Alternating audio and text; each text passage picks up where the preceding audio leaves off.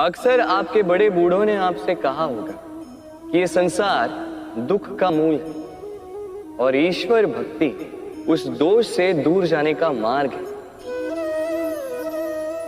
किंतु सोचिए, यदि ये संसार दुख का सागर होता तो क्या नियति आपको यहां पर जन्म लेने देती? क्या ईश्वर यहां पर अवतार लेते? जब समस्याओं पर हमारा वश नहीं चलता, हम आरोप लगाते हैं इस संसार पर। यहां के लोगों सोचते हैं कि काश मैं यहां पे आया ही ना हो। एक किसान बंजर धरती पर जाता है और अपने परिश्रम से उसे लहलहाते खेत में परिवर्तित करता है। एक दर्जी जिसके पास एक सामान्य सा वस्त्र आता है, अपने परिश्रम से उसे एक सुंदर वेश में परिवर्तित कर देता है। आप भी परिश्रम कीजिए। यह महत्वपूर्ण नहीं है कि आप किस संसार में आए, यह महत्वपूर्ण नहीं है कि आप यहां कैसे आए।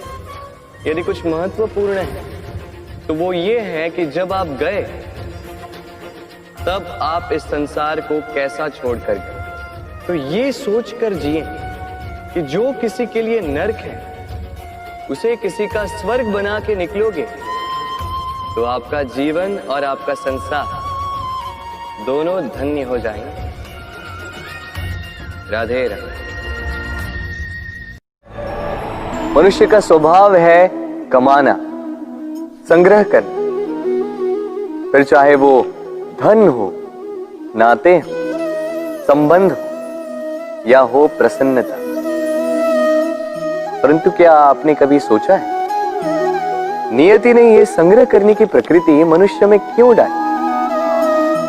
एक बीज से पौधा पनपता है, उसके भोजन से फल संग्रहित होता है। क्यों? इसलिए ताकि वृक्ष उसे स्वयं खा सके? नहीं, बल्कि इसलिए ताकि वो भूखे जीवों में बांट सके। अब आप पूछेंगे कि इसमें वृक्ष का क्या लाभ? लाभ है, क्योंकि जो बांटता है वो मिटता नहीं। जो फल ये जीव खाते हैं वो उसके बीजों को वातावरण में बिखेर देते हैं, जिससे जन्म लेते हैं नए वृक्ष। उसकी जाति, उसका गुण, उसकी मिठास अमर हो जाती है। इसलिए स्मरण रखिएगा, अमीर होने के लिए एक एक क्षण संग्रह करना पड़ता है, किंतु अमर बनने के लिए एक एक कण बांटना पड़ता है। राधे राधे।